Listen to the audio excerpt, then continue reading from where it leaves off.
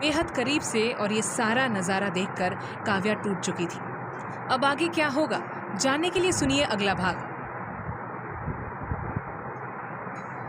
भाग 32। प्रख्यात अपनी पैंट के जेब में हाथ डालकर रौब से बोला, यहां करेंगे भी क्या, हमारा सब कुछ तो वहीं पर होगा। और वैसे भी जहां पत्नी होती है पति को भी वहीं पर रहना चाहिए। विहान ने हाँ कहा और गाड़ी में बैठ गया। और तभी प्रख्यात आगे आया और झुककर खिड़की में से अंदर झांकते हुए शिद्दत से बोला, हम आते हैं। उसकी बात सुनकर श्री ने हाँ में अपनी गर्दन हिला दी और प्रख्यात एकटक शिद्दत और तलब से उसे देखता रहा, बेहद करीब से। और ये सारा नज़ारा देख काव्या टूट चुकी थी। उसे अब यकीन हो गया था कि प्रख्यात ने क्यों उससे शादी के लिए मना की, क्योंकि उसकी नज़र इस लड़की पर है जो उसके दोस्त की पत्नी है। हालांकि काव्या को यकीन नहीं हो रहा था, क्योंकि वो प्रख्यात के आदर्शों और संस्कारों से अच्छे से परिचित है कि वो अन्य कन्याओं को नजरें उठाकर देखता भी नहीं है। उसने अपनी माँ और मासी के अलावा अभी तक किसी और अन्य महिला की तरफ गौर से देखा भी नहीं है। तो फिर अब प्रख्यात को हो क्या गया है? वो इतना बदल कैसे गया है? क्या इसकी वजह उस लड़की की बेहिसाब खूबसूरती है? काव्या को बहुत रोना आ रहा था और वो वहां से अंदर चली गई। वहीं राणावत जी अभी भी अपनी पत्नी के चेहरे को शिद्दत से देखे जा रहे थे, लेकिन मजाल है जो इस कन्या ने नजरें उठाकर उन्हें देखा भी हो। प्रख्यात अपना हाथ आगे बढ़ाने लगा, लेकिन रुक गया और ड्राइवर से सख्ती से बोला, ध्यान से ड्राइविंग करना और रास्ते में कहीं भी गाड़ी रोकने की जरूरत नहीं है, क्योंकि बी अलर्ट, ये दिल्ली है। ड्राइवर ने हाँ कहकर गाड़ी को स्टार्ट कर दी और वहां से ले गया। प्रख्यात अपनी जुनूनी निगाहों से उस गाड़ी को जाते हुए देख रहा था। उसने गहरी सांस ली और वापस बंगले के अंदर आ गया। जैसे ही वो हॉल में आया कि उसने देखा सोफे पर गजेंद्र जी, मान सिंह जी और मिस्टर मेहता बैठे बातें कर रहे थे। वहीं दूसरी तरफ शिप्रा जी, रवीना जी बैठी हुई थी और उनके पास काव्या बैठी हुई थी, जिसे इग्नोर करते हुए प्रख्यात ऊपर की तरफ बढ़ने लगा। तो काव्या ने शिप्रा जी का हाथ पकड़ा और धीमी आवाज में बोली, मैंने जो कहा वो इनसे पूछिए ना आंटी जी। शिप्रा जी तुरंत बोली, प्रख्यात बेटा 1 मिनट यहाँ आना जरा। प्रख्यात बिना उसकी तरफ देखे अपनी दमदार आवाज में बोला, थक गए हैं, अब सोना चाहते हैं। शिप्रा जी, बस 5 मिनट की बात है, फिर आराम कर लीजिए। प्रख्यात ने अपनी मुट्ठी बींच ली और अपने गुस्से को काबू करते हुए अपने माँ के सामने आकर खड़ा हो गया और भावहीन होकर बोला, जी कहिए। शिप्रा जी थोड़ा डर रही थी बोलने से कि कहीं उनका बेटा गुस्सा ना हो जाए, लेकिन उन्होंने हिम्मत की और प्यार से बोली, हम जानते हैं बेटा, आपने अभी शादी के लिए मना कर दिया है। शिप्रा जी इससे आगे कुछ कहती इससे पहले प्रख्यात सख्त लहजे से बोला, हमने आपसे कहा था ना कि अभी इस बारे में कोई बात नहीं होनी चाहिए। जब सही वक्त आएगा हम खुद आपसे बात करेंगे। तो फिर आज फिर क्यों? हम पर बस इतनी सी मेहरबानी कर दीजिए कि अपनी हेल्थ पर ध्यान केंद्रित कीजिए और जितना जल्दी हो सके ठीक हो जाइए, ताकि हम आगे बढ़ सके। रवीना जी चिंता से अपने बेटे की तरफ देख रही थी। वहीं काव्या को अब पूरा यकीन हो चुका था कि प्रख्यात शादी के नाम से इतना चिढ़ क्यों रहा है। शिप्रा जी ने गहरी सांस ली और प्यार से बोली, हम समझ गए बेटा, लेकिन आप हमारी पूरी बात तो सुन लीजिए कि हम कहना क्या चाहते हैं। प्रख्यात सख्ती से बोला, कहिए। शिप्रा जी, हम बस इतना कह रहे हैं कि अभी तो नहीं, लेकिन भविष्य में जब भी कभी आप शादी करेंगे तो आपको अपनी होने वाली दुल्हन में क्या गुण चाहिए, मतलब वो किस प्रकार की होनी चाहिए, बस ये सब आपसे जानना चाहते हैं हम। इतना कहकर शिप्रा जी अपनी जगह से खड़ी हो गई और अपने लाडले बेटे के चेहरे को थामकर असीम प्रेम से बोली, हम आपकी माँ हैं, हमसे कुछ मत छुपाओ, जो मन में है वो खुलकर बताइए, किस प्रकार के गुण चाहिए आपको हमारी बहुरानी में। अपनी माँ की बात सुनकर प्रख्यात ने गहरी सांस ली और अपनी आंखें बंद करके सुकून से उस मोहिनी के बेमिसाल चेहरे को याद करने लगा। तो प्रख्यात के चेहरे पर बेहद आकर्षक और शानदार मुस्कान आ गई और ये देखकर शिप्रा जी मुस्कुराने लगी। अपनी मिसेस राणावत को याद करते हुए प्रख्यात सच्ची शिद्दत, जुनून और तलब से बोला, वो ऐसी होगी जैसे गुलाब सी कोमल और चंदन सी सुगंधित, वो ऐसी होगी जैसे मुरली की तानों सी, वेदों पुराणों और उपनिषदों सी, कृष्ण की बांसुरी की भांति सुरीली और इनकी गीता की जैसी पवित्र और पूज्य, शंकर की गौरी जैसी सुंदर, उससे ही अच्छाई होगी और उससे ही सच्चाई होगी, और तुलसी सीता जैसी पूजनीय होगी वो, ऐसी होगी वो। अपने बेटे की ये शिद्दत भरी बातें सुनकर शिप्रा जी की खुशी का ठिकाना नहीं रहा और रवीना भी सुकून से अपने बेटे को देखे जा रही थी। वो तो समझ गई थी कि उनका बेटा अपनी पत्नी श्रीनिका की बात कर रहा है, क्योंकि ये सभी पवित्र और पूजनीय गुण तो सिर्फ श्रीनिका के अंदर ही है। वहीं प्रख्यात की ऐसी दीवानगी और जुनून देखकर काव्या ने अपनी मुट्ठी भींच ली और गुस्से से अपने मन में बोली, चंदन सी महक पसंद है आपको, जो कि उस श्रीनिका के बदन से आती है। छी छी छी, मैं सोच भी नहीं सकती थी कि आप ऐसे होंगे। एक मिनट, कहीं श्रीनिका और प्रख्यात आपस में? नहीं नहीं नहीं नहीं, ऐसा नहीं हो सकता। प्लीज, प्रख्यात से मैं ही प्यार करती हूँ, वो सिर्फ मेरा है। प्रख्यात की आंखें बंद थी और उसके सामने श्रीनिका का बेहद खूबसूरत और सौम्य चेहरा घूम रहा था, जिस पर हर पल भाव बदलते रहते हैं। कितनी सुंदर, कितनी खूबसूरत, कितनी नाजुक, कितनी सुगंधित, कितनी पवित्र और कितनी सभ्य है वो कन्या। सच में उसकी कोई होड़ ही नहीं और कोई कर भी नहीं सकता। बढ़ते हर पल के साथ प्रख्यात का श्री के लिए जुनून और दीवानापन बढ़ता जा रहा था, लेकिन तभी उसे एहसास हुआ और उसने तुरंत अपनी आंखें खोली तो अपनी भावनाओं को कंट्रोल करते हुए अपनी भारी मर्दाना आवाज में बोला, अब हम जा सकते हैं माँ? शिप्रा जी प्यार से बोली, जाइए बेटा, आराम कीजिए। प्रख्यात ने अपने पापा, चाचा जी और मिस्टर मेहता को गुड नाइट कहा और सीधा ऊपर अपने कमरे में चला गया। रूम में आते ही उसने जल्दी से रूम का दरवाजा बंद किया और बेड पर रखे गुलाब के फूलों के गुलदस्ते को देखकर मदहोश और बेसब्र होने लगा। उसने उन फूलों को अपनी श्री मान लिया और उन्हें अपनी कातिल निगाहों से देखते हुए अपने कोट को उतारने लगा और बेसब्र होकर उन फूलों के करीब आने लगा। कोट को उतार कर एक तरफ रख दिया और बेड के पास आकर गुलदस्ते को अपने हाथ में लिया और तलब व शिद्दत से उसकी महक को लेते हुए मदहोशी में बोला, हमारी गौरी, हमारी जिंदगी भर की अनजानी तपस्या का फल, हमारी श्रीनिका। प्रख्यात ने शिद्दत से उन फूलों को चूम लिया और अपने सीने से लगाकर अपनी पत्नी को महसूस करने लगा। उसके लिए तड़पने लगा, जाने अनजाने में उसके प्यार में पागल होने लगा। प्रख्यात ने अपने बेड के साइड टेबल पर रखे वास में से पहले वाले फूल को निकाल दिए। उस वास में श्री के दिए हुए गुलाब के फूलों को अच्छे से सजाने लगा। अगर इस वक्त उसके परिवार वाले उसका ये रूप देख लेते तो दंग रह जाते। अब उन्हें क्या पता कि उनके बेटे प्यार में पड़ चुके हैं।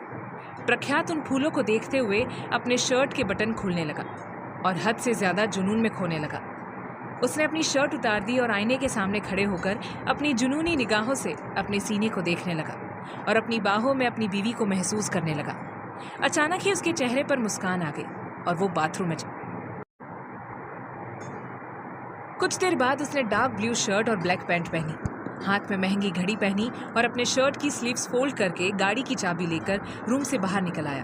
अब तो काव्या और उसके पिताजी भी जा चुके थे और घर वाले अपने अपने कमरे में चले गए थे। प्रख्यात नीचे आया और अपनी मासी से कहकर वहां से चला गया। बाहर खड़ी रेंज रोवर में बैठकर सीधा अपनी बीवी के पास जाने के लिए निकल गया। वहीं दूसरी तरफ श्रीनिका ने भी कपड़े बदल दिए थे और इस वक्त उसने सिंपल सोबर कॉटन की साड़ी पहनी हुई थी, लंबे बालों का जूड़ा बना रखा था और हॉल में चुपचाप सिर झुकाकर सोफे पर बैठी हुई अपनी हथेलियों को निहार रही थी। उसके बगल में सुधा आंटी बैठी हुई थी, मेथी के पत्ते साफ कर रही थी और सामने विहान बैठा हुआ अपना फोन चला रहा था। अपने सिंपल लुक में भी श्री बहुत सुंदर और आकर्षक लग रही थी। उसे देखकर तो प्रख्यात पागल ही हो जाए। श्री अपने पति का इंतजार कर रही थी कि कब वो आएगा और वो अपने पति को देख पाएगी, लेकिन काफी देर हो रही थी। रात के 12:30 बज रहे थे और ये देखकर विहान बोला, श्रीनिका आप जाकर सो जाओ, सर जब आएंगे तो मैं आपको बता दूंगा। श्रीनिका, लेकिन सुधा आंटी ये सही कह रहे हैं बेटा, चलो हम आपके रूम में चलते हैं, बड़े राजकुमार जब आएंगे हम आपको बता देंगे। श्रीनिका ने हाँ कह दिया और सुधा आंटी के साथ अपने रूम में चली गई। प्रख्यात ने विहान और सुधा आंटी से कह दिया था कि श्रीनिका को अकेला ना छोड़ा जाए, क्योंकि वो रातों में डरती है, खासकर अंधेरे से।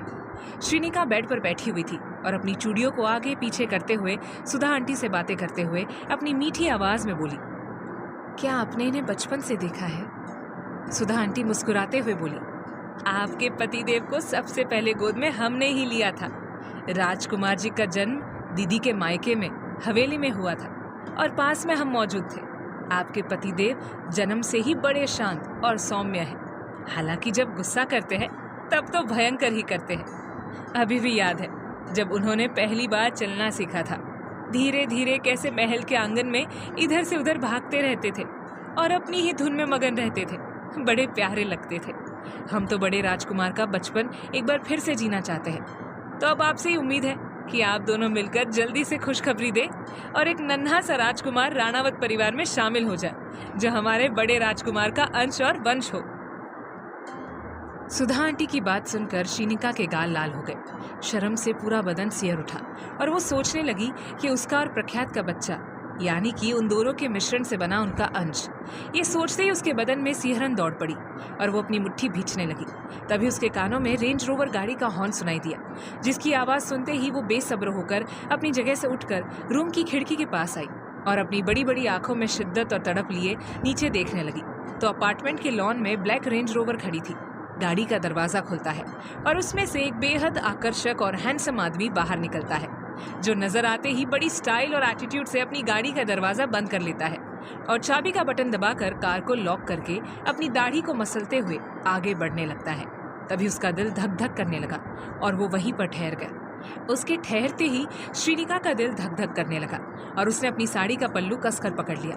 नीचे खड़े राणावत जी का जुनून बढ़ने लगा और उन्होंने तुरंत ऊपर फर्स्ट फ्लोर की तरफ देखा तो देखते ही रह गया। रूम की खिड़की पर उनकी मोहिनी, उनकी सुंदरी खड़ी थी और बेचैनी से अपने पति को देख रही थी।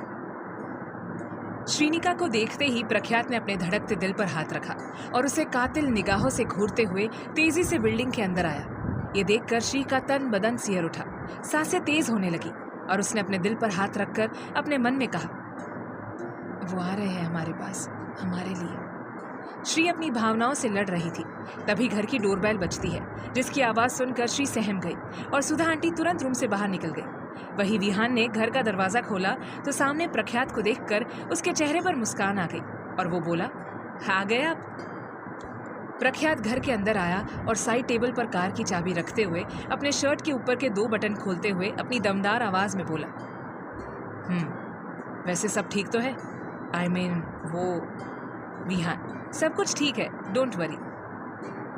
सुधा आंटी प्रख्यात के लिए पानी का ग्लास लेकर आई, जिसे पीते हुए राणावत जी की तेज और तपिश भरी निगाहें रूम के दरवाजे पर पड़ी तो उनके चेहरे पर कातिल मुस्कान आ गई, क्योंकि उनकी सुंदरी दरवाजे पर खड़ी होकर छुप छुप कर अपने पति को देख रही थी।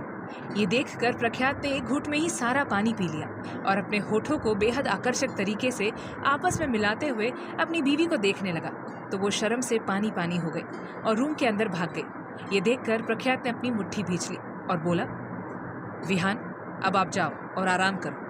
विहान ने हाँ कहा और वहां से अपने घर के लिए निकल गया और अब राणावत जी सुधा आंटी की तरफ देखते हुए बोले, आंटी आप भी जाकर आराम कर लीजिए, बहुत देर हो गई है। सुधा आंटी भी वहां से एक रूम में चली गई सोने के लिए।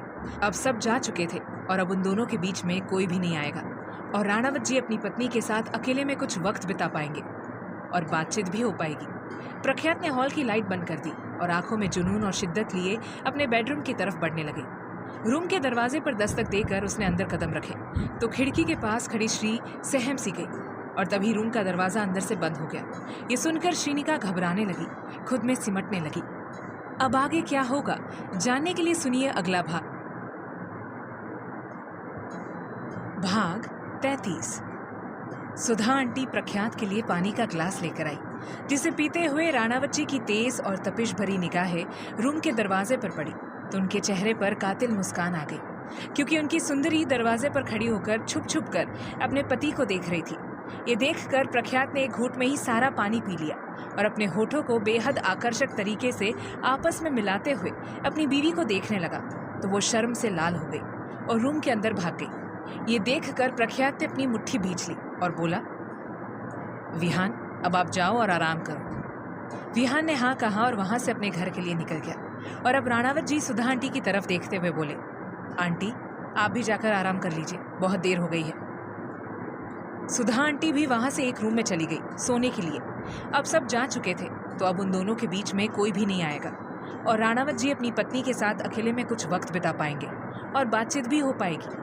प्रख्यात ने हॉल की लाइट बंद कर दी और आंखों में जुनून और शिद्दत लिए अपने बेडरूम की तरफ बढ़ने लगे।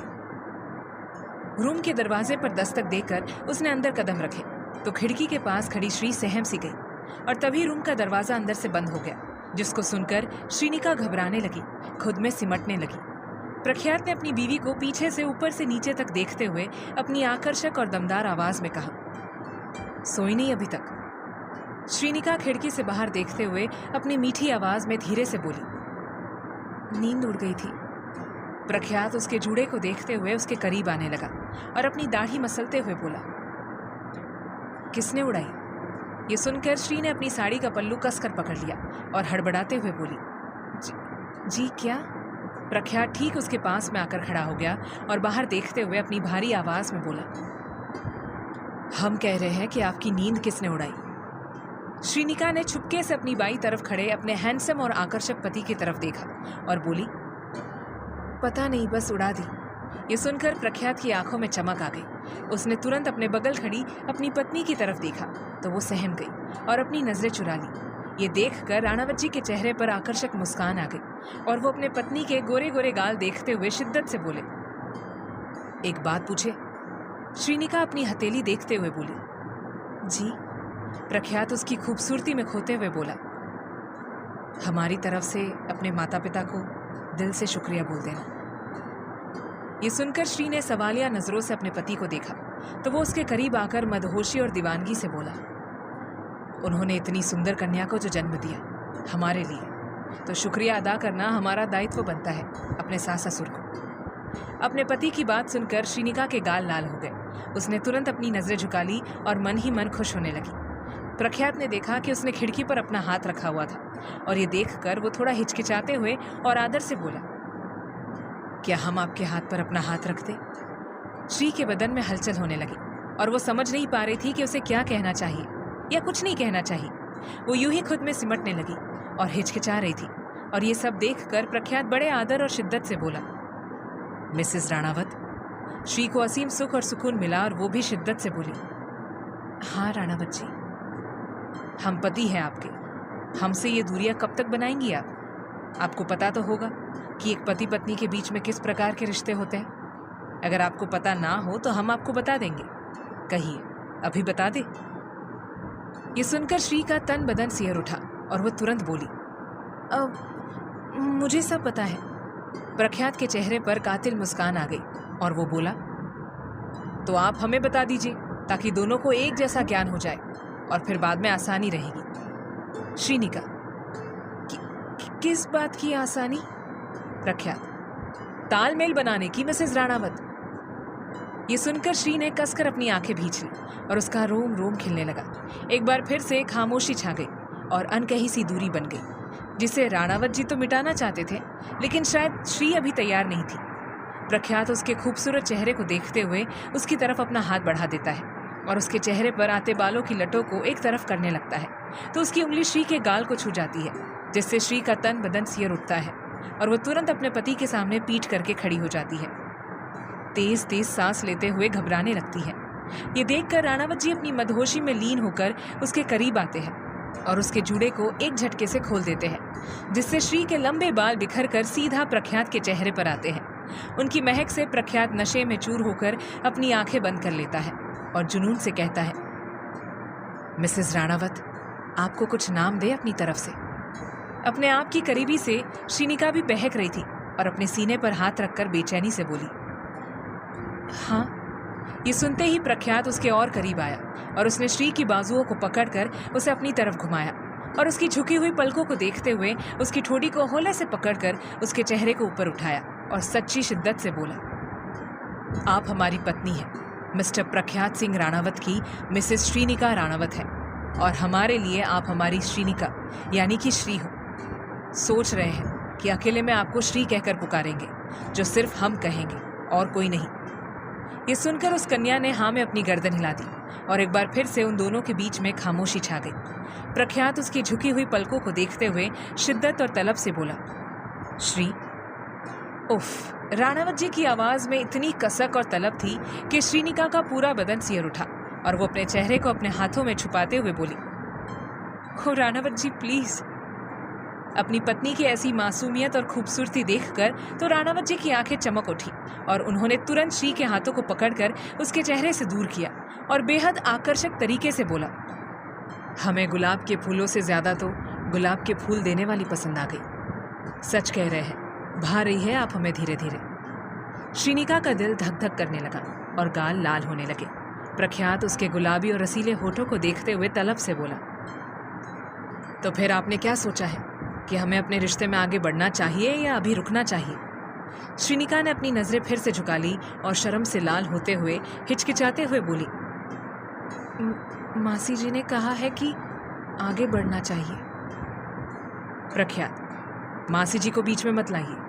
रिश्ता हम दोनों का है तो मर्जी भी हम दोनों की ही होनी चाहिए। बताइए, क्या आप तैयार हैं? क्या आपको हमारे ऊपर यकीन है? क्या आप अपने आप को मुझे सौंप सकती हैं? श्रीनिका बेचैन होकर तुरंत प्रख्यात के करीब आई और घबराती हुई उसने प्रख्यात की शर्ट की बाजुओं को पकड़ लिया और अपनी नजरें झुकाकर हड़बड़ाती हुई बोली, पूरा यकीन है।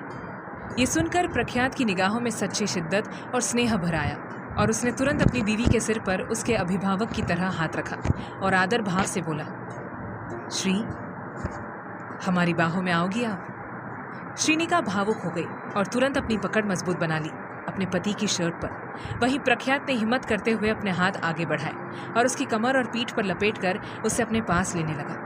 दोनों की हालत खराब हो रही थी, दोनों की सांसें तेज हो रही थी, दोनों का दिल असामान्य गति से धड़क रहा था।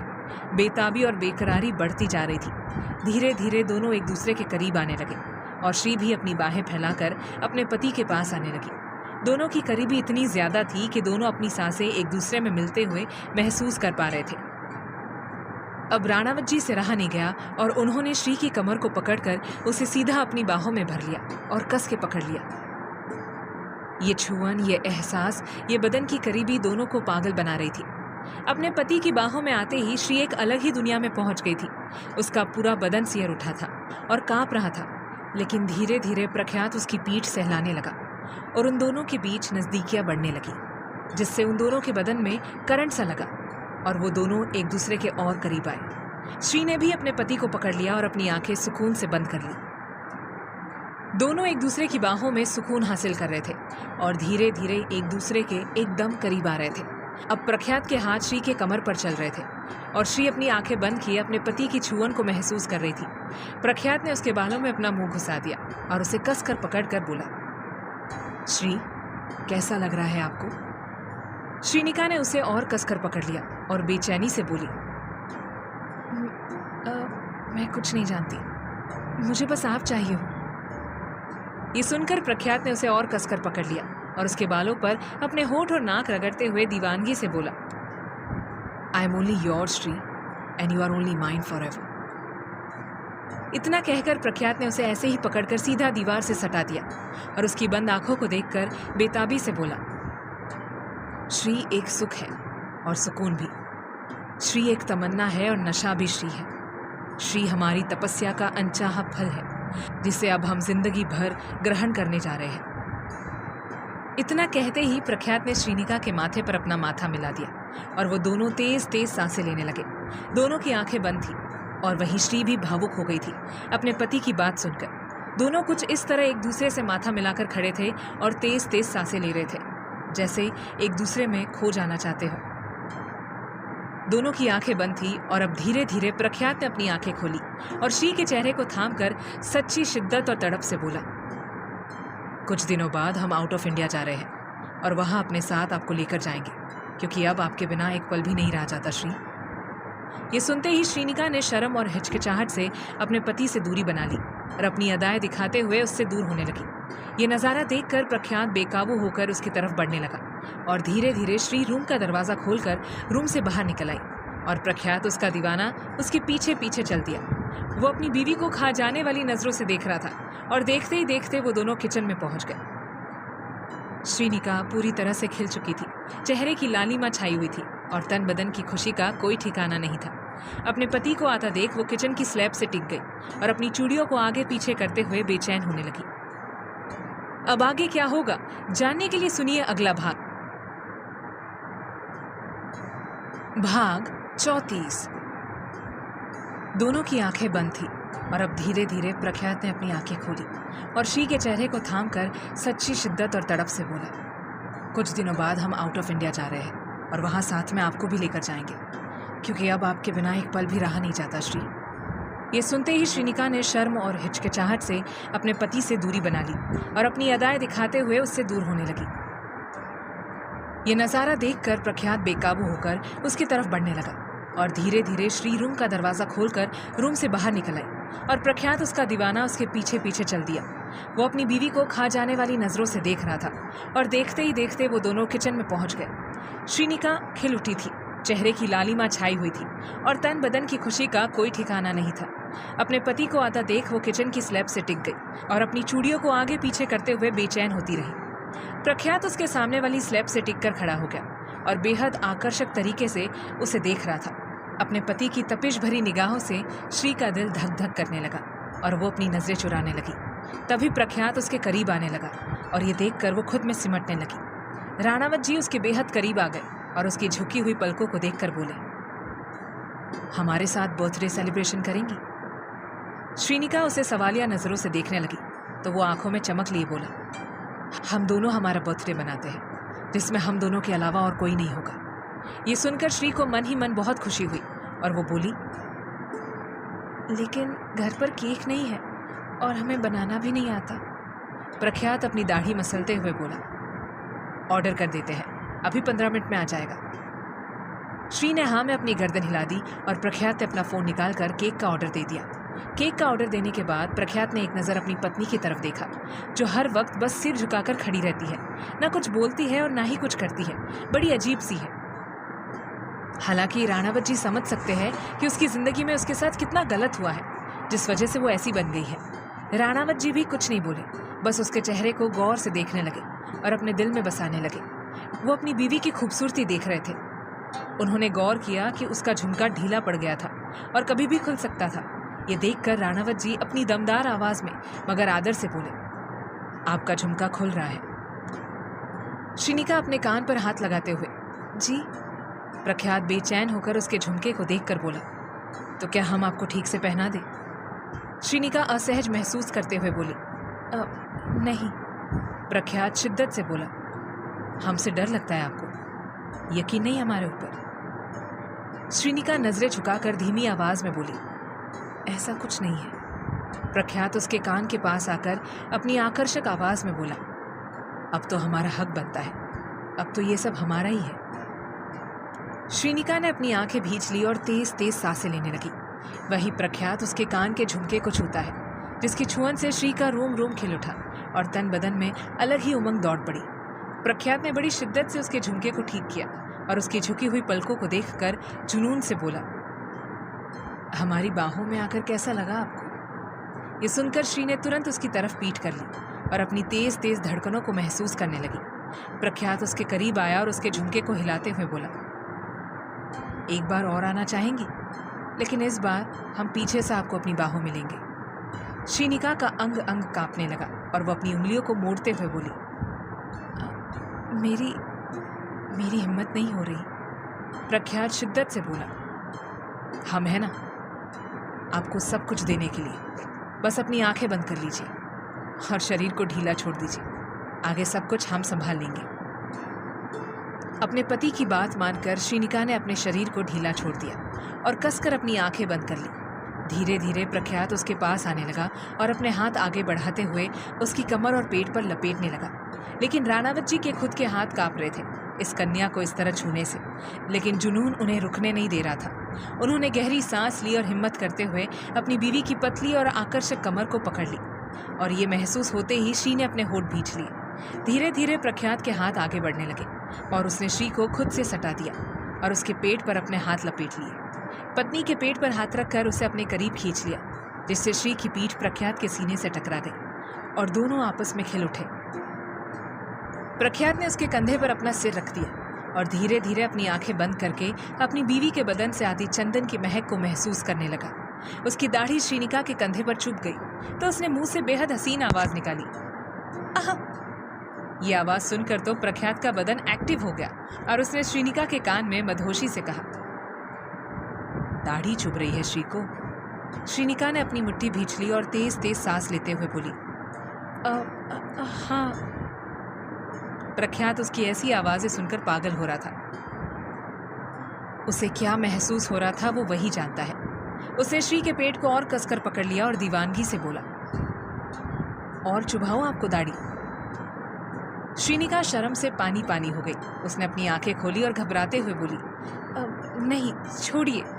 प्रख्यात ने उसे और कसकर पकड़ लिया और जुनून से बोला, कभी नहीं। श्रीनिका ने अपने बदन को पूरी तरह से ढीला छोड़ दिया अपने पति के बाहों में, और इसका इशारा समझ प्रख्यात ने उसके गले पर जैसे ही अपने होंठ रखे तो वो शर्माकर उससे दूर हो गई। ये देखकर राणावत जी का दिल धक धक करने लगा। वो नशे में चूर होकर उसको पकड़ने के लिए आगे बढ़ने लगे तो उनकी मोहिनी शर्माते हुए किचन से बाहर निकल आई और हॉल के बीचों बीच खड़ी हो गई और तेज तेज सांसें लेने लगी। ये नज़ारा देखकर तो प्रख्यात की जुनूनी और शिद्दत भरी निगाहें श्री के सीने पर टिक गई। श्रीनिका अपनी नजरें झुकाकर खड़ी शर्मा रही थी, उसकी सांसें तेज हो रही थी। वही राणावत जी दूसरी तरफ देखते हुए अपनी भारी आवाज में बोले, आपको शर्म आ रही है? श्रीनिका अपनी मुट्ठी भींचते हुए, बहुत ज्यादा। प्रख्यात के चेहरे पर आकर्षक मुस्कान आ गई और वो दीवानों की तरह अपने बालों में हाथ फेरते हुए जुनून से बोला, हम आपके पास आए? श्री के गाल लाल हो गए। उसने अपनी मुट्ठी भींच ली और धीमी आवाज में बोली, हाँ, आ जाइए। ये सुनते ही राणावत जी के दीवानेपन और जुनून की हद नहीं रही। उनका दिल तेजी से धड़कने लगा और वो तुरंत अपनी मोहिनी, अपनी सुंदरी के पास आए और जैसे ही उसे छूने लगे तो वो खुद में सिमटने लगी। तभी घर का दरवाजा खटखटाया गया, जिसकी आवाज़ सुनकर श्री तुरंत पीछे हट गई और राणावत जी ने गुस्से से अपनी मुट्ठी भींच ली। वो तुरंत घर के दरवाजे के पास गए और उसे खोलकर देखा तो बाहर डिलीवरी बॉय खड़ा था। राणावत जी ने उसे घूरा तो मोबाइल से पेमेंट करके अपना पार्सल लेकर वापस श्री के पास आ गए। श्रीनिका ने उसके हाथ से केक का बॉक्स लिया और बोली, हम बालकनी में चलें ताकि सुधा आंटी को डिस्टर्ब भी नहीं होगा। प्रख्यात उसकी खूबसूरत निगाहों को देखते हुए जुनून से बोला, हम ऐसा क्या ही करने वाले हैं जो सुधा आंटी को डिस्टर्ब नहीं होगा? अपने पति की बात सुनकर श्रीनिका के गाल लाल हो गए और वो तुरंत बालकनी में चली गई। प्रख्यात भी उसके पीछे पीछे बालकनी में आ गया और देखा कि टेबल पर केक रखा हुआ था और श्रीनिका उसे देखे जा रही थी। उसका ऐसा बर्ताव देखकर प्रख्यात को थोड़ी हैरानी हुई और वो चेयर पर आराम से बैठते हुए बोला, क्या हो, ऐसे क्यों देख रही हैं आप? श्रीनिका के सामने वो नज़ारा घूम रहा था जब सौम्या का बर्थडे था और श्री के मुंह पर ज़बरदस्ती ढेर सारा केक लगा दिया था उसकी सज़ा के तौर पर, क्योंकि श्री ने केक देरी से ऑर्डर किया था। वो नज़ारा याद आते ही श्री की आंखें भर आई और वो केक को घूरते हुए बोली, एक सवाल पूछूं? प्रख्यात उसके चेहरे को पढ़ने की कोशिश करते हुए अपनी दमदार आवाज़ में बोला, पूछिए।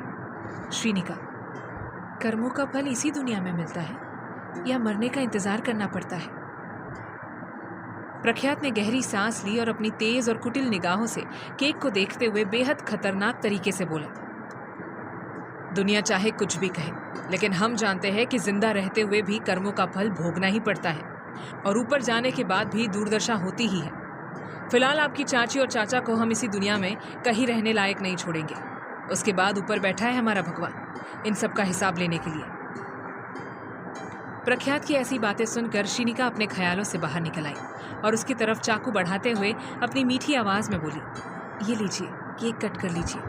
प्रख्यात जुनून से उसके चेहरे को देखते हुए उसका हाथ पकड़ लेता है। श्रीनिका घबराने लगी और वो बेबाक होकर जुनून से बोला, हम मार देंगे उनको, टुकड़े टुकड़े कर देंगे। और ये याद रखना श्री, अगर आपके और हमारे बीच कोई भी आया, कोई नहीं से हमारा मतलब है कि कोई भी आया, तो हम सबको बर्बाद कर देंगे।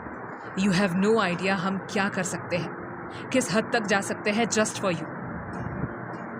प्रख्यात की ऐसी खतरनाक बात सुनकर और उसके उग्र रूप को देखकर श्री डरने लगी और उसने तुरंत अपने पति के मुंह पर हाथ रखा और बेचैनी से बोली, भूल जाइए सभी को और सिर्फ मुझ पर ध्यान केंद्रित कीजिए। हमें अब किसी से कोई मतलब नहीं होना चाहिए, है ना राणावत जी? श्री की छुअन पाकर और उसकी बात सुनकर प्रख्यात के तन बदन में सिहरन दौड़ पड़ी और वो अपने जुनून में सवार हो गया और उसने तुरंत श्री की उंगलियों को चूम लिया जो उसके होठों पर थी। ये छुअन पाते ही श्रीनिका के होश उड़ गए और उसने तुरंत अपना हाथ पीछे ले लिया। ये देखकर राणावत जी अपनी जगह से खड़े हुए और उसका हाथ पकड़कर उसके साथ मिलकर केक कट करने लगे। अपने पति को देखकर श्री भावुक हो रही थी और खुद को खुशकिस्मत मान रही थी। प्रख्यात ने केक का छोटा सा पीस लिया और उसे अपनी मोहिनी के होठों के पास जाकर शिद्दत से बोला, हमारे हाथों से खाएंगी?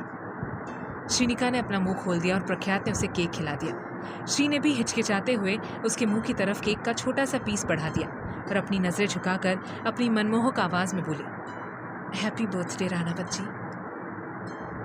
अपनी बीवी की झुकी हुई पलकों को और लाल गाल को दीवानों की तरह देखते हुए प्रख्यात ने उसके हाथ से केक खा लिया और गलती से उसकी जीभ श्री की उंगली से टच हो गई तो उन दोनों का बदन कांप उठा और सांसें तेज होने लगी। प्रख्यात ने उसके हाथ को पकड़ लिया और बेताबी से बोला, Shri, thank you so much. Shrinika सब समझ रही थी कि उसके पति उसके लिए बेताब हो रहे हैं, लेकिन कुछ कहते नहीं है। श्रीनिका को भी शर्म आ रही थी, लेकिन वो भी अब अपने पति के साथ आगे बढ़ने के लिए तैयार है। प्रख्यात उसे सच्ची शिद्दत से देख रहा था। तभी उसका फोन बजने लगा। स्क्रीन पर अपनी माँ का नाम देखकर उसे काफी हैरानी हुई और टेंशन भी हुई कि इतनी रात को कॉल कैसे आया होगा। प्रख्यात एक्सक्यूज मी कहकर वहां से चला गया। उसके जाते ही श्रीनिका ने गहरी सांस ली और बालकनी की रेलिंग से टिक कर खड़ी हो गई और अपनी आंखें बंद करके चेहरे को ऊपर उठा लिया। हल्की हल्की बारिश हो रही थी, जिसकी ठंडी ठंडी बूंदें श्री के चेहरे पर आ रही थी, जिससे उसका पूरा बदन सिहर उठा था। श्रीनिका बालकनी में खड़ी थी। बारिश की बूंदें उसके बदन पर और खासकर चेहरे पर पड़ रही थी, उसे भिगा रही थी। तभी उसके बेहद करीब से राणावत जी मदहोशी से बोले, ठंडा है ना? ये सुनकर श्री का बदन सिहर उठा और बेताबी से बोले, बहुत ज्यादा। प्रख्यात उसके और करीब आया और उसके बालों की महक लेते हुए मदहोशी से बोला, गर्मी की जरूरत है आपको? श्री का सीना ऊपर नीचे होने लगा। उसने अपनी आंखें बंद कर ली और बोली, बहुत ज्यादा। ये सुन राणावत जी की निगाहों में जुनून छाने लगा और वो श्री के झुमके छूते हुए बोले, आ जाइए इन बाहों में। श्री बेताब होकर बोली, सच में? श्रीनिका के इतना कहते ही प्रख्यात ने उसकी बाजुओं को पकड़कर उसे अपनी तरफ घुमाया और सच्ची शिद्दत से अपनी बाहें फैला दी। ये देखकर श्रीनिका का दिल जोरों शोरों से धड़कने लगा और इस तरह वो खुद को कंट्रोल नहीं कर पाई और तुरंत अपने पति के सीने से लग गई। प्रख्यात ने उसे कसकर अपनी बाहों में जकड़ लिया और उसके बालों में अपना चेहरा डालकर उसे महसूस करने लगा। कुछ देर तक एक दूसरे को महसूस करने के बाद राणावत जी ने उसे अपनी बाहों से अलग किया और उसके चेहरे को थामकर अपने बीवी के होठों को देखते हुए उत्तेजना से बोले, श्री, क्या हम आपको? श्रीनिका ने कुछ नहीं कहा, बस सीधा प्रख्यात की शर्ट को कसकर पकड़ लिया, जिसका मतलब समझकर प्रख्यात नशे में चूर होकर उसके होठ की तरफ बढ़े। दोनों एक दूसरे के बहुत करीब आ गए थे। दोनों एक दूसरे के लिए तड़प रहे थे। नजदीकी इतनी बढ़ गई थी कि अब दोनों की सांसें आपस में मिलने लगी और होठों की करीबी भी बढ़ने लगी। प्रख्यात उसके होठों को छूने ही वाला था कि तभी श्री ने अपना मुंह फेर लिया और गलती से प्रख्यात के होठ उसके गाल पर टच हो गए। ये देखकर श्री का अंग अंग कांप उठा, पर राणावत जी रुके नहीं। उन्होंने श्रीनिका के गाल पर अपने होठ रख दिए और नीचे से उसकी कमर कसकर पकड़ ली। श्रीनिका की तो हालत खराब हो रही थी। उसकी सांसें बेकाबू थी, बदन पर रोंगटे खड़े हो चुके थे और शरीर में करंट दौड़ रहा था। उसके पति उसके गाल को छू रहे थे। धीरे धीरे श्री ने भी उसके कंधे पर अपने हाथ लपेट लिए और अपनी आंखें बंद करके अपने पति के होठों की छुअन को महसूस करने लगी। कुछ देर में प्रख्यात रुका और अपनी बीवी की नाक से अपनी नाक रगड़ते हुए तलब से बोला, बेडरूम में चलें, क्योंकि हम नहीं चाहते कि हम दोनों को इस तरह कोई देखे। श्रीनिका ने चुपचाप अपनी पलकें झपका दी और पतिदेव उसका हाथ पकड़कर उसे बेडरूम की तरफ ले गए। कुछ ही देर में श्रीनिका और प्रख्यात बेड पर एक दूसरे से दूरी बनाकर लेटे हुए थे। श्री कांप रही थी क्योंकि प्रख्यात ने उसका हाथ पकड़ा हुआ था, जिसे वो मसल रहा था और छत को जुनून से देखे जा रहा था और बीवी की करीबी से राणावत जी बहक रहे थे।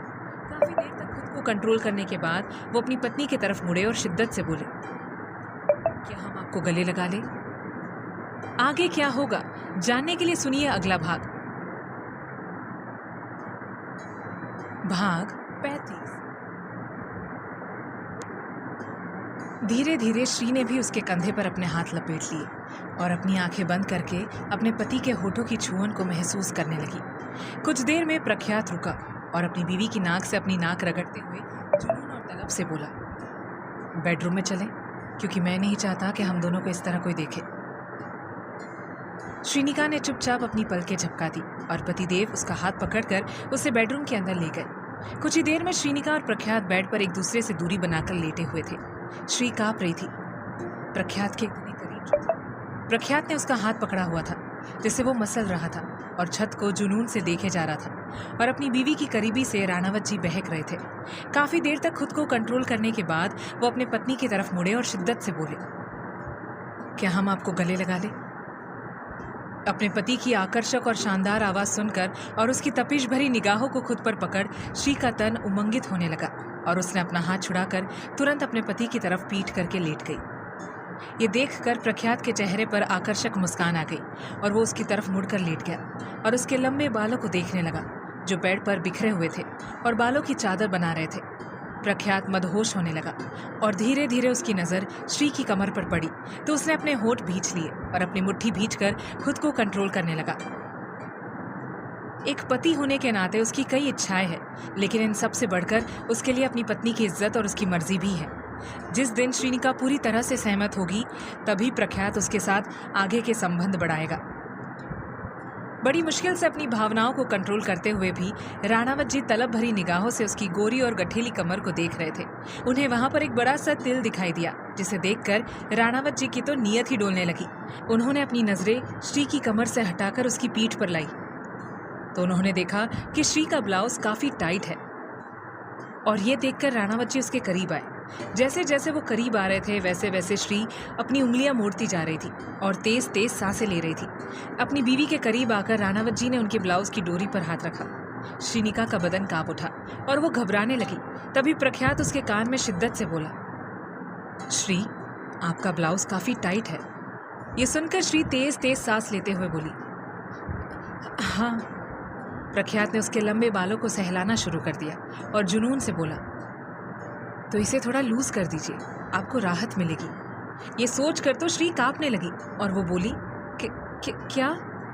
प्रख्यात उसके बालों की खुशबू लेते हुए मदहोशी में बोला, हमारा मतलब है कि इसे खोलकर दूसरा पहन लीजिए जो आपको थोड़ा लूज हो। श्रीनिका ने ना में अपनी गर्दन हिला दी और सिकुड़ कर लेटी रही। प्रख्यात अपनी जुनूनी निगाहों में असीम शिद्दत और तलब लिए आराम से उसे देखता रहा और उसके लंबे बालों को सहलाते हुए बोला, आपसे शादी करके हमने कोई एहसान किया है तो ऐसी कोई गलतफहमी अपने दिमाग में मत आने देना। पूरे हक से और खुलकर हमारे साथ जिंदगी बितानी है आपको। श्रीनिका भावुक हो गई और अपनी मीठी आवाज में बोली, कुछ मांगू आपसे? पूरे हक से। श्रीनिका अपनी चूड़ियों को देखते हुए अपनी प्यारी सी आवाज में बोली, माँ ने कहा था कि विवाहित स्त्री को हमेशा पायल, बिछिया, मंगलसूत्र धारण करना चाहिए और मांग भी भरी होनी चाहिए। प्रख्यात उसके और करीब आया और शिद्दत से उसके गोरे गाल देखते हुए बोला, बिल्कुल सही कहा उन्होंने और हम आपको पूरे श्रृंगार में देखने के लिए बेकरार हैं। ये सुनकर श्री के होठों पर प्यारी सी मुस्कान आ गई और वो हिचकिचाते हुए बोली, तो क्या आप मेरे लिए 1-2 पायल और बिछियाँ ले आएंगे? क्योंकि मेरे पास सिर्फ ये एक जोड़ी ही है। ये सोने की पायल बहुत मोटी है जो मेरे पैरों में चुभ रही है। कोई पतली और चांदी की पायल ले आएंगे आप? श्री का इतना कहना ही था कि प्रख्यात बेचैन हो गया और तुरंत श्री के पैर के पास जाकर उसका पैर देखने लगा तो वो झेप गई और अपने पैर पीछे लेते हुए बोली, ये क्या कर रहे हैं आप? प्रख्यात उसके करीब आकर बेचैनी से बोला, हमें आपके पैर देखने हैं, ज्यादा चोट तो नहीं लगी? श्री, बिल्कुल भी नहीं लगी, बस चुभ रही है तो आपसे कह दिया। इतना कहकर वो फिर से अपने पति के सामने पीठ करके सिकुड़ कर लेट गई। ये देखकर राणावत जी भी मुस्कुराते हुए उसके पीछे आकर लेट गए और फिर से उसके बाल सहलाते हुए शिद्दत से बोले, कल ले आएंगे। श्रीनिका ने हाँ में अपनी गर्दन हिला दी और सुकून से अपनी आंखें बंद करके अपने पति के हाथों को अपने बालों में महसूस करके सुकून पाने लगी। धीरे धीरे प्रख्यात उसके और करीब आया तो उसका सीना श्री के पीठ से टकरा गया जिससे दोनों की धड़कनें बढ़ गई और उनके शरीर में एक उमंग उमड़ने लगी जिससे वो दोनों बहक रहे थे। श्रीनिका थोड़ा दूर होने की कोशिश करती है तो उसे अपनी मासी सास की कही बात याद आती है कि उसे अपने पति के साथ आगे बढ़ना चाहिए और अपने संबंध बनाने चाहिए। हालांकि ये सब आसान नहीं था लेकिन एक न एक दिन तो करना ही था। अपनी हिम्मत बढ़ाते हुए श्रीनिका तुरंत अपने पति की तरफ मुड़ गई लेकिन अपनी नजरें झुका ली। ये देखकर प्रख्यात की खुशी का ठिकाना नहीं रहा और वो बड़े प्यार और शिद्दत से अपनी मोहिनी को देखने लगा जो पलके झुकाए उसके करीब लेटी हुई थी और उसके बदन से आती चंदन की महक पूरे कमरे को मोहित कर रही थी। प्रख्यात ने उसकी ठोड़ी को होले से पकड़ लिया और सच्ची शिद्दत से बोला, काश ये चंदन की महक हमारे बदन में शामिल हो जाती। श्रीनिका ने अपनी मुट्ठी भींच ली और शर्माते हुए बोली, तो कर लीजिए शामिल। ये बात सुनकर राणावत जी तो खिल गए, उनकी आंखों में नशा छाने लगा। उन्होंने श्री को सीधा लेटा दिया। श्री कांप रही थी लेकिन खुशी से। प्रख्यात ने उसकी झुकी हुई पलकों को गोरे गोरे लाल गालों को और फड़फड़ाते हुए उसके होठों को देखते हुए जुनून से कहा, शामिल तो एक दिन होना ही है, बेपनाह और बेहिसाब से। श्री ने अपने होठ भींच लिए तो प्रख्यात ने उसके होठों पर अपनी उंगलियां रगड़ना शुरू की और मदहोशी से बोला, आपको हम कैसे लगते हैं? श्रीनिका बोल नहीं रही थी क्योंकि कांप रही थी। वो शर्मा रही थी अपने पति के छुअन, उसकी करीबी और उसकी नजरों से। उसकी चुप्पी देखकर प्रख्यात ने उसके निचले होठों को हल्का सा दबाया तो वो सियर उठी और बोली, बहुत अच्छे। प्रख्यात अपनी आकर्षक मुस्कान लिए और अपनी तपिश भरी निगाहों से उसके लाल चेहरे को देखकर बोला, आपको पता है हम शाकाहारी हैं, लेकिन लगता है अब नहीं रहेंगे। ये सुनकर श्री को काफी हैरानी हुई तो प्रख्यात जुनून से बोला, अपनी पत्नी का सेवन जो करने वाले हैं हम।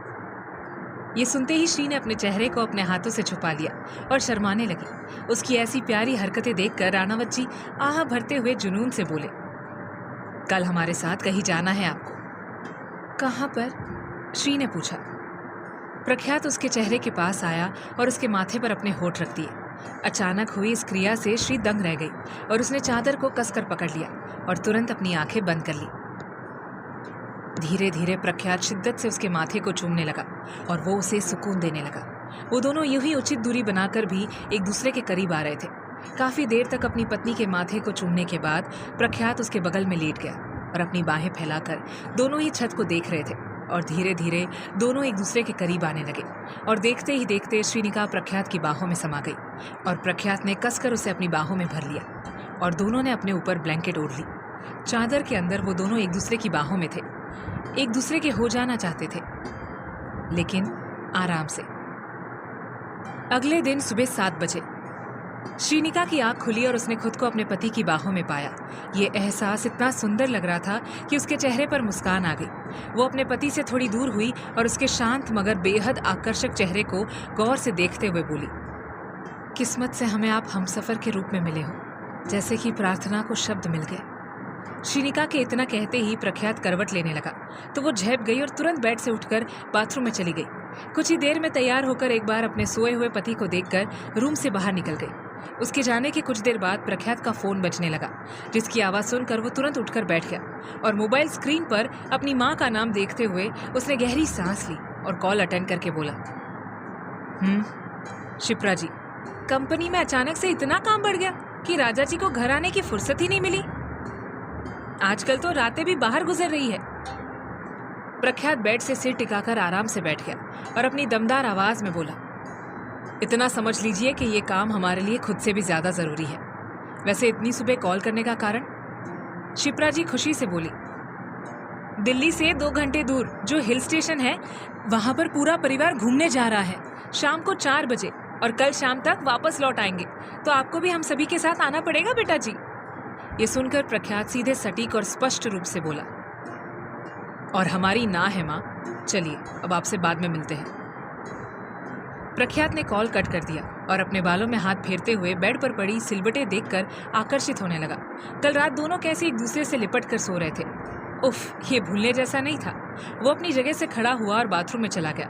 कुछ देर बाद श्रीनिका कॉफी लेकर रूम के दरवाजे के पास आई और नॉक करते हुए बोली, क्या मैं आ जाऊं? प्रख्यात आईने के सामने खड़ा होकर अपने सीने को मसलते हुए जुनून से बोला, आइए। श्रीनिका रूम के अंदर आ गई और जैसे ही उसने अपने पति को देखा तो वो शर्म से पानी पानी हो गई। उसने ट्रे को कसकर पकड़ लिया और एक टक अपने पति की खुली पीठ पर बने महादेव के त्रिशूल के टैटू को देखकर बहकने लगी। वहीं राणावत जी नशे में चूर होकर अपने सीने को मसलते हुए आईने में से अपनी पत्नी की हालत को देख रहे थे, अपनी कातिल निगाहों से, और उसके लिए बेताब हुए जा रहे थे। प्रख्यात ने सिर्फ तौलिया लपेट रखा था, वो भी कमर पर। बाकी उसका पूरा बदन दिख रहा था, जो कि बेहद आकर्षक और हॉट था। श्रीनिका भले ही खामोश रहती है, अपनी इच्छाएं जाहिर नहीं करती, लेकिन उसकी भी कई इच्छाएं हैं। अपने पति के बदन को देखकर वो खुश हो रही थी और उसने ट्रे को कसकर पकड़ लिया और अपने पति को गौर से देखने लगी। उसे ऐसा करते देख प्रख्यात उसकी तरफ मुड़ गया और ये देखकर श्रीनिका घबरा गई। प्रख्यात का आकर्षक सीना देखकर श्री की सांसें फूलने लगी और वो तेज तेज सांसें लेते हुए और बेताब होने लगी। प्रख्यात उसकी हालत और इच्छाएं समझ रहा था और वो खुद भी अपनी पत्नी के साथ आगे बढ़ने के लिए बेकरार है। अपनी सुंदरी को बहकते हुए देख राणावत जी उसे ऊपर से नीचे तक देखते हुए उसके करीब आने लगे और ये देखकर श्रीनिका का रोम रोम खड़ा हो गया। और तभी अचानक से प्रख्यात ने अपने तौलिए को संभाला। ये देखकर श्रीनिका की हालत खराब हो गई। उसने तुरंत अपनी आंखें बंद कर ली और घबराने लगी, लेकिन राणावत जी उसे कातिल निगाहों से देख रहे थे और अपने सीने को मसलते हुए जुनून से बोले, अरे हमारी तरफ मुड़कर देख लीजिए, अभी समय है। ये सुनकर श्रीनिका ने अपनी आंखें खोली तो देखा प्रख्यात ने घुटनों तक की जीन्स पहनी हुई थी। ये देखकर श्री ने चैन की सांस ली। टेबल पर कॉफी रखते हुए बोली, नाश्ता रेडी है, आप आ जाइए। इतना कहकर वो जाने लगी।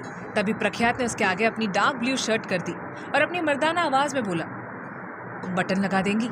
सोचा दूसरी शर्ट पहन ले, लेकिन ये पसंद है हमें।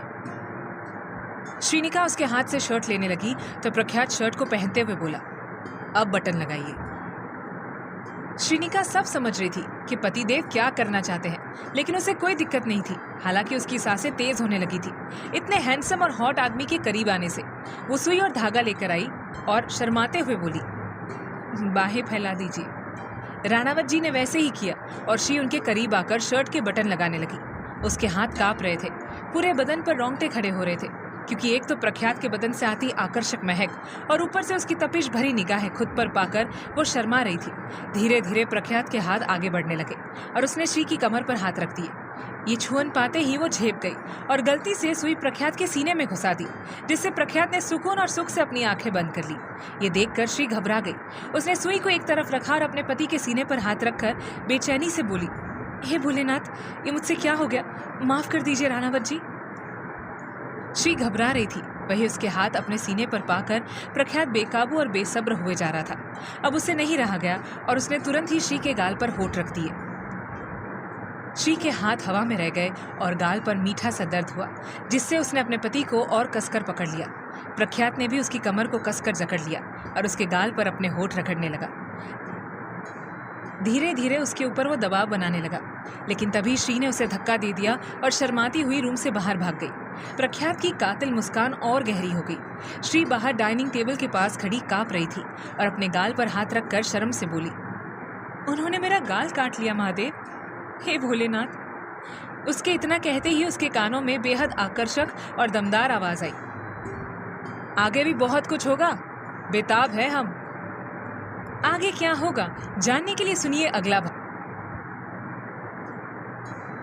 प्रख्यात ने भी उसकी कमर को टी हुई, रूप ने मेरा गाल काट लिया, हे भोलेनाथ। उसके इतना कहते ही उसके कानों में बेहद आकर्षक और दमदार आवाज आई, और आगे भी बहुत कुछ होना है, बेताब है हम। ये सुनकर उसने बिल्कुल पलट कर नहीं देखा और सीधा किचन के अंदर चली गई। वहीं प्रख्यात का चेहरा अचानक से सीरियस हो गया और वो चेयर पर बैठकर अपने मोबाइल स्क्रीन को देखने लगा। उसे कई ज़रूरी ईमेल्स आए हुए थे, जिनका वो एक एक करके जवाब दे रहा था। कुछ ही देर में श्रीनिका चेहरे पर हया की लालिमा लिए और अपने पति के लिए नाश्ता लेकर डाइनिंग एरिया में आई। उसकी आंखों में एक अलग ही खुशी और उमंग नजर आ रही थी। उसने बड़े प्यार से अपने हैंडसम से पति को देखा, जो सीरियस होकर अपना काम कर रहा था। वो तुरंत उसके पास आई और अपनी मीठी मीठी और मधुर आवाज में बोली, ये लीजिए, आपके लिए हमने काफुली और चावल बनाए हैं। मोबाइल पर अपना काम करते हुए प्रख्यात ने एक नज़र टेबल पर रखी डिश को देखा और अपनी भारी आवाज में बोली, ये क्या है? श्रीनिका उत्साही होकर बोली, जी इसे काफुली कहते हैं। ये पालक और मेथी के पत्तों से बनती है और उसके साथ मैंने चावल बनाए हैं। ये हमारे पहाड़ों में खाई जाने वाली एक प्रसिद्ध डिश है, आपको अच्छी लगेगी।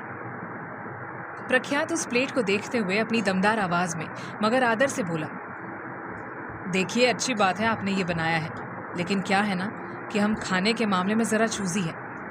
हम वही खाते हैं जो हमारी डाइट में शामिल होता है। आपने जो बनाया है वो नो डाउट अच्छा ही होगा, लेकिन हम ये नहीं खा सकते। आप सुधा आंटी से कहिए कि हमारे लिए सिंपल पोहा या फिर उपमा बना दें।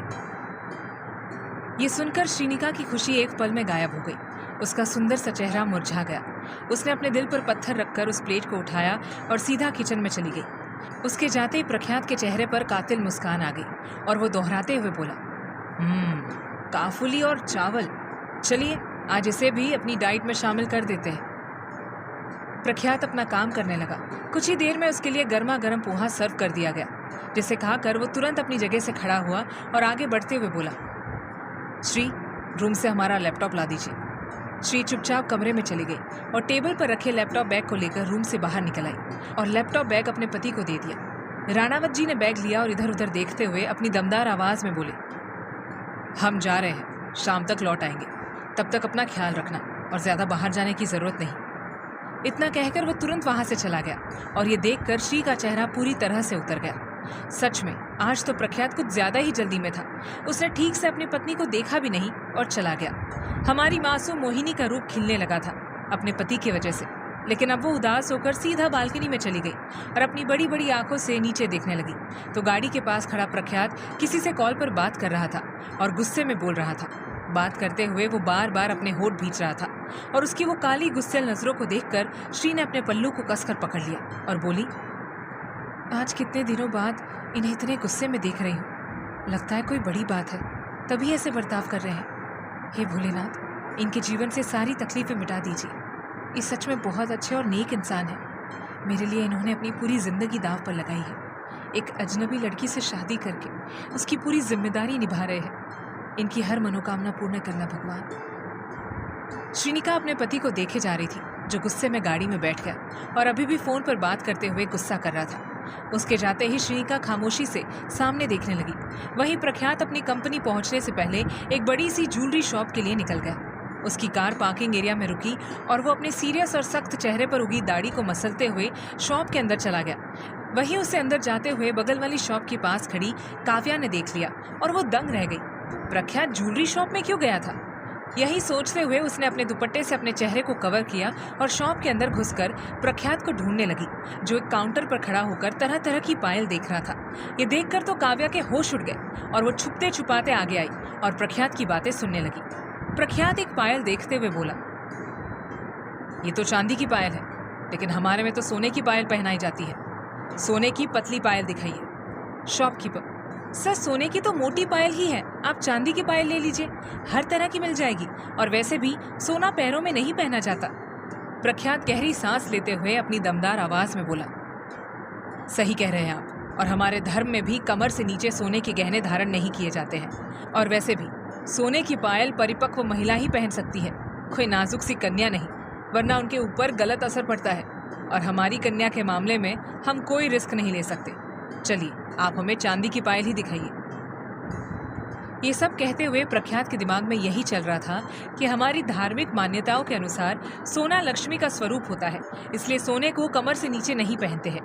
इसे लक्ष्मी जी का अपमान समझते हैं, अतएव सोने की पायल नहीं पहनते। माना जाता है कि सोने के बने आभूषण शरीर में गर्मी बढ़ाते हैं, जबकि चांदी के बने आभूषण शरीर को शीतलता प्रदान करते हैं।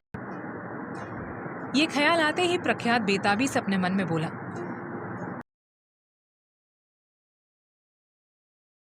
गर्मी रहती है, ऐसे में उनके बदन में और गर्मी बढ़ाना उचित नहीं। उन्हें तो हमें हेल्दी रखना है और किसी भी कीमत पर धर्म का अपमान भी नहीं करना है। चांदी की पायल ही ठीक है। प्रख्यात अपनी पत्नी के लिए सुंदर सुंदर और पतली पायल चुनने लगा। वही काव्या आंखों में आंसू लिए उसे देखे जा रही थी। अब उसे समझ आ रहा था कि ये सारी शॉपिंग किसी लड़की के लिए की जा रही थी, क्योंकि रवीना जी और शिप्रा जी तो सिर्फ सोने की पायल ही पहनती है, पक्व महिलाएं हैं। अब जल्दी से काव्या को पता लगाना होगा कि वो लड़की कौन है जिसके लिए प्रख्यात जैसा सीरियस और सख्त इंसान गहने खरीद रहा है, वो भी अपने काम के वक्त। काव्या का दिल तो टूट ही गया था, लेकिन अब उसे पता लगाना था कि कौन है वो खुशकिस्मत जिसके लिए प्रख्यात इस कदर तक खुद को बदल चुका है।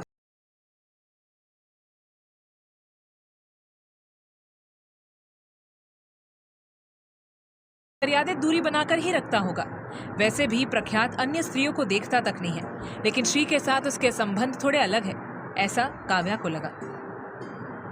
काव्या एकटक प्रख्यात को देख रही थी।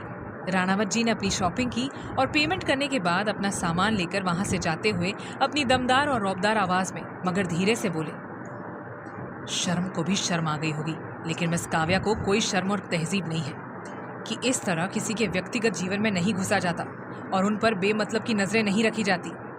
ये सुनकर तो काव्या के पसीने छूट गए। उसने अपनी मुट्ठी भींच ली और वहां से जाने लगी तो प्रख्यात अपनी दाढ़ी मसलते हुए गुस्से से बोला, आपकी एक करतूत अपनी माँ और पापा को बताने के लिए तड़प रहे हैं हम, और धन्यवाद करते हैं खुद को कि हमने आपसे शादी के लिए मना कर दिया, बेहतर ही हुआ। इतना कहकर प्रख्यात वहां से चला गया और काव्या अपने आंसू बहाने लगी, लेकिन वो इतना उससे प्रख्यात पागलों की तरह प्यार करता है कि उसके लिए वो कुछ भी कर सकता है। प्रख्यात वहां से सीधा अपनी कंपनी के लिए निकलने लगा। अब वो भूल गया था कि उसकी जिंदगी में उसकी रूप की मलिका, उसकी एक पत्नी भी है जो उसका इंतजार कर रही है। दोपहर के 12 बज रहे थे। प्रख्यात मीटिंग को लीड करने के बाद मीटिंग रूम से बाहर निकल आया और अपनी पैंट की जेब में हाथ डालकर रौब और गुरूर से आगे बढ़ने लगा और उसका फोन बजने लगा और फोन उसकी माँ का था। राणावत जी ने गहरी सांस ली और अपने कैबिन में जाकर कॉल अटेंड करते हुए बोले, प्रणाम माँ। शिप्रा जी, खुश रहिए हमारे बेटे। चलिए फिक्स 3 बजे घर आ जाना, फिर 4 बजे हम सब पिकनिक के लिए निकल रहे हैं। प्रख्यात को गुस्सा आने लगा क्योंकि वो अपनी बीवी को अकेला छोड़कर नहीं जाना चाहता, उसके साथ ही रहना चाहता है। उसके घर वाले क्यों नहीं समझ पाते? प्रख्यात अपनी सख्त और कठोर आवाज में बोला, माँ हमारे पास बहुत काम है जिसके कारण हम कहीं जाने की फुर्सत में नहीं है, तो कृपया करके आप सब हो आइए। शिप्रा जी उदासी से बोली, अब हम क्या करें आपका? पूरे दिन बस काम काम और काम ही आता है आपको। अब हमें काव्या को मना करना ही होगा कि नहीं जा रहे हम सभी। काव्या नाम सुनते ही प्रख्यात ने मोबाइल को कस कर पकड़ लिया और अपने मन में गुस्से से बोला, इस लड़की का तो नाम तक बर्दाश्त नहीं। हम क्या समझते नहीं? उनकी पूरी तैयारी है हमारे साथ रिश्ता जोड़ने की, लेकिन अगर हमसे रिश्ता जोड़ने की फालतू की कोशिश की तो हम सबको तोड़ देंगे। प्रख्यात अपने मन में बोले जा रहा था, तभी उसे अपनी माँ के मुंह से श्रीनिका सुनाई दी, जिससे वो तुरंत अपने ख्यालों से बाहर आया और बेसब्र होकर बोला, क्या आपने श्रीनिका का जिक्र किया? शिप्रा जी, हाँ, हम सोच रहे थे कि उस प्यारी सी बच्ची को भी हम अपने साथ पिकनिक पर ले जाते हैं, इसलिए अभी विहान को कॉल किया था तो उनसे पता चला कि श्रीनिका के पति आज मुंबई गए हैं जरूरी काम से, तो आज भी वो मासूम अकेली है, इसलिए सोचा उन्हें भी साथ ले जाते हैं। थोड़ा घूम फिर लेंगी, एंजॉय कर लेंगी, उन्हें भी अच्छा लगेगा। खैर छोड़िए, हम सबको मना कर देते हैं। शिप्रा जी के इतना कहते ही प्रख्यात तुरंत बोला, कुछ भी कैंसिल करने की जरूरत नहीं है, हम सब चलते हैं, लेकिन कल शाम तक लौट आएंगे। शिप्रा जी की खुशी का ठिकाना नहीं रहा और वो जल्दी से शुरू हो गई अपनी तैयारियों में, क्योंकि फिक्स 4 बजे तो उन्हें निकलना ही था पिकनिक के लिए। वहीं अपने कैबिन में खिड़की के पास खड़े राणावत जी के चेहरे पर एक अलग सा नूर छाने लगा, आंखों में जुनून और तलब आने लगी। उन्होंने अपनी मुट्ठी भींच ली और बेहिसाब शिद्दत से बोले, आपके लिए हम किसी भी हद तक जा सकते हैं। उम्मीद करते हैं इस सफर में हम दोनों एक दूसरे के और करीब आ जाएंगे। प्रख्यात का दिल जोर से धड़क रहा था। उसके सामने श्री का खूबसूरत चेहरा घूम रहा था, जिसे पाने के लिए वो तड़प रहा था। उसने आज अपनी पत्नी के लिए 10 जोड़ी पायल ली, जिसमें से उसने 8 जोड़ी को अपने कैबिन के लॉकर में रख दी और बाकी की 2 जोड़ी को अपनी जेब में रख दिया ताकि श्री से मिलकर खुद उसे पहनाए। दोपहर के 3:30 बजे राणावत जी की रेंज रोवर राणावत मैंशन के लॉन में आकर रुकी। अपनी शान और रौब से वो गाड़ी से बाहर निकल आए। चेहरे पर दुनिया जहान का गुरूर और रौब नजर आ रहा था। बड़े बड़े काले चश्मे लगाए हुए थे, पतले लाल होठ जिन पर बिल्कुल मुस्कान नहीं थी। एक ऐसी आकर्षक और दमदार पर्सनालिटी कि जिसे देखकर कोई भी उनका दीवाना हो जाए।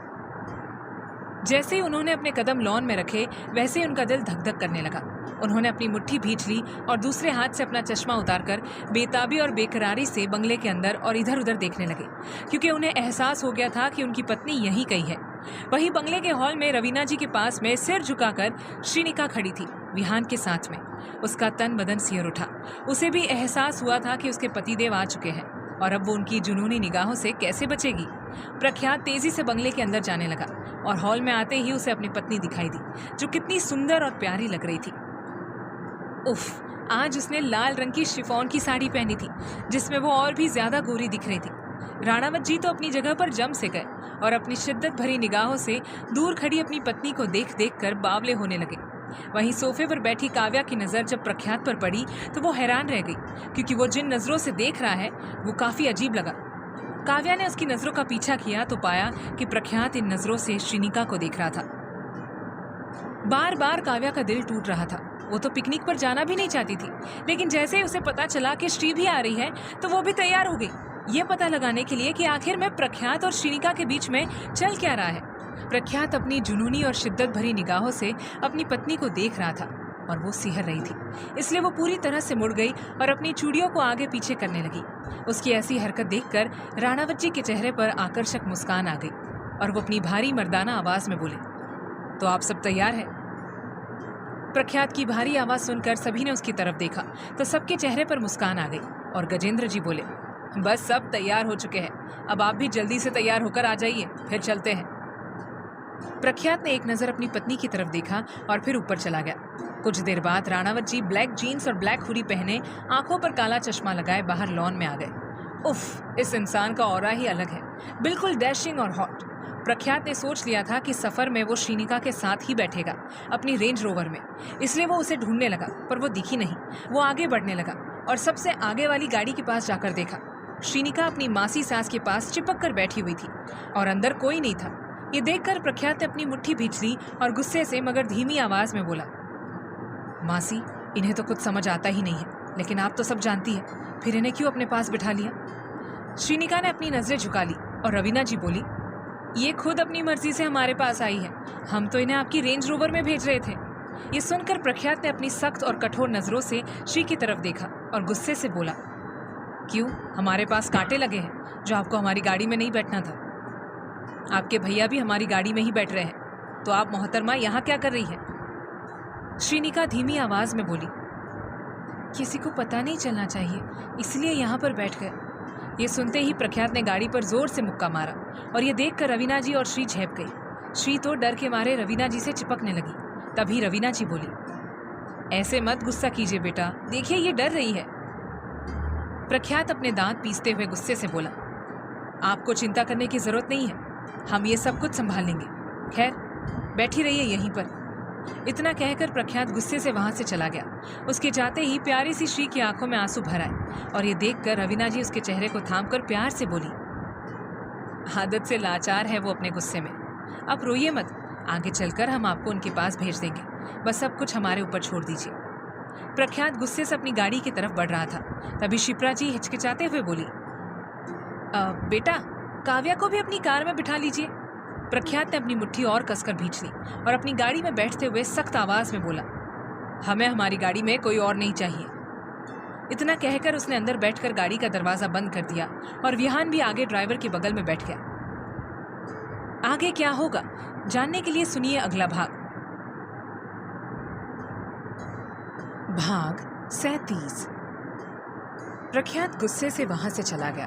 उसके जाते ही प्यारी सी श्री की आंखों में आंसू भर आए और ये देखकर रवीना जी उसके चेहरे को थामकर प्यार से बोली, आदत से लाचार है वो अपने गुस्से में, आप रोइए मत, आगे चलकर हम आपको उनके पास भेज देंगे, बस सब कुछ हमारे ऊपर छोड़ दीजिए। प्रख्यात गुस्से से अपनी गाड़ी की तरफ बढ़ रहा था। तभी शिप्रा जी हिचकिचाते हुए बोली, बेटा, काव्या को भी अपनी कार में बिठा लीजिए। प्रख्यात ने अपनी मुट्ठी को और कसकर भींच लिया और अपनी गाड़ी में बैठते हुए सख्त आवाज में बोला, हमें हमारी गाड़ी में कोई और नहीं चाहिए। इतना कहकर उसने अंदर बैठकर गाड़ी का दरवाजा बंद कर दिया और विहान भी आगे ड्राइवर के बगल में बैठ गया। ये देखकर शिप्रा जी ने गहरी सांस ली और काव्या को अपने साथ बिठा लिया। सब ठीक से गाड़ी में बैठ चुके थे और ये देखकर अभी उदासी से बोला, ये कोई उम्र है हमारी कि हम परिवार वालों के साथ पिकनिक पर जा रहे हैं, जबकि हमारा प्यार हमारा इंतजार कर रहा है। शिट यार, मजबूर है हम। अभी के सामने 3 गाड़ियां लाइन से खड़ी थी और वो उन्हें देख रहा था। तभी दूसरे नंबर की गाड़ी रेंज रोवर का विंडो मिरर खुला और अंदर बैठे रौबीले प्रख्यात ने अपनी दमदार और रौबदार आवाज में कहा, ओ छोटे राजकुमार, गाड़ियों का एग्जीबिशन नहीं चल रहा है यहाँ पर जो आप आराम से खड़े होकर चूज कर रहे हैं कि कौन सी गाड़ी में जाकर बैठे। जहां जगह दिख रही है चुपचाप जाकर बैठ जाइए। इतना कहकर राणावत जी ने विंडो का मिरर ऊपर कर दिया और ये देखकर अभी हैरानी से बोला, अब इनका मुंह क्यों चढ़ा हुआ है? लगता है कोई सीक्रेट गर्लफ्रेंड है इनकी भी, जिसके बिना इन्हें घूमने जाना पड़ रहा है। मूड खराब हो गया है। लेकिन हम क्या करें, कौन सी गाड़ी में जाकर बैठे? अभी यूं ही खड़ा हुआ था तभी फिर से प्रख्यात गुस्से में जोर से बोला, अरे भाई बैठ जाओ, अब क्या उठाने आए हम आपको? अभी झेप गया और तुरंत सबसे आगे वाली गाड़ी की तरफ भाग गया। वहीं प्रख्यात के जोर से बोलने की आवाज सभी को सुनाई दी, जिसे सुनकर मानसिंह जी ने गहरी सांस ली और पीछे बैठी रवीना जी को देखकर बोले, लगता है आपके लाडले ने फिर से कुछ किया है, तभी अपने भाई की डांट खा रहा है। रवीना जी खिड़की से बाहर देखते हुए बोली, इनकी हरकतें ही ऐसी है।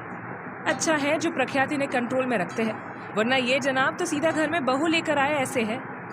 रवीना जी की बात सुनकर श्री हैरानी से अपने मन में बोली, लेकिन राणावत जी तो सीधा बहू लेकर ही आए हैं। अभी अपनी बड़ी माँ के पास जाकर बैठ गया, जहाँ पर काव्या को देखकर वो थोड़ा सा असहज हुआ, लेकिन बैठ ही गया और तीनों गाड़ियां मेंशन के बाहर निकल गई और कुछ देर बाद दिल्ली शहर से बाहर निकल गई।